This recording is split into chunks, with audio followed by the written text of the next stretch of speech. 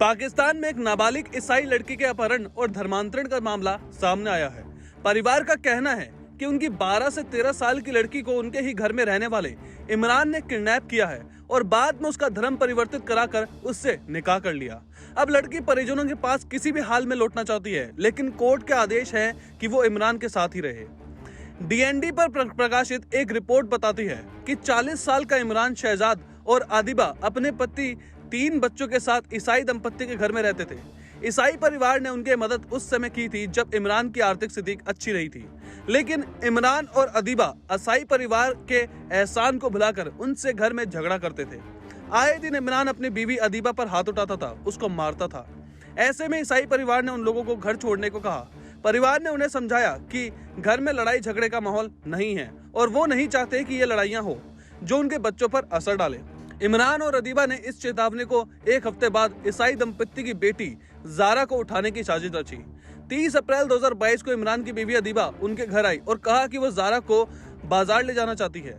घर वाले अदीबा को जानते थे और उन्होंने अपनी बच्ची को उसको साथ भेज दिया, लेकिन देर रात होने पर भी जब बच्ची नहीं लौटी तो वह परेशान हो गए। बाजार में खूब ढूंढने के बाद वह लोग थाने की रिपोर्ट लिखवाने गए। बच्ची के पिता बताते हैं कि जिस पर समय वह वहां रिपोर्ट लिखवा रहे थे, तभी इमरान ने उन्हें मैसेज भेज दिया कि उसकी बेटी उसके पास है और अब वह उसके नहीं छोड़ेगा। 1 मई को पीपीसी की धारा 364 के तहत केस रावलपिंडी थाने में दर्ज हुआ। पुलिस ने इमरान, अदीबा और अपहरण करने वाले लियाकत को गिरफ्तार किया। बच्ची भी रात भर थाने में अदीबा के साथ रखी गई। 14 मई को जब बच्ची की गवाही कोर्ट में दिलवाने का समय आया तो उसने कहा कि उसकी उम्र 14 साल है और वो मेडिकल नहीं करवाना चाहती। उसने इस्लाम कबूल करने इमरान खान के निकाह किया है और उसके साथ अपनी बच्ची मर्जी से रहना चाहती है। बच्ची के इस बयान को सुनने के बाद रावलपिंडी के जज ने उन तीनों आरोपितों को रिहा कर दिया, लेकिन इस फैसले से कुछ दिन बाद बच्ची का परिजनों पर फोन आया। उसने बताया कि आरोपितों ने उसे धमकी दी थी कि वो उनके पक्ष में बोले वरना दोनों भाइयों को मार दिया जाएगा।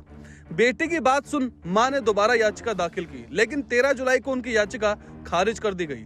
अब पीड़ित मां का कहना है कि पाकिस्तान में अल्पसंख्यकों के साथ न्याय नहीं होता है। पुलिस कानून को ताक पर मुस्लिमों के साथ देती है। उनके अनुसार जांच में किए गए भेदभाव के कारण एक छोटी बच्ची अपने माँ बाप से अलग उस व्यक्ति के पास जिसने उसको सताया।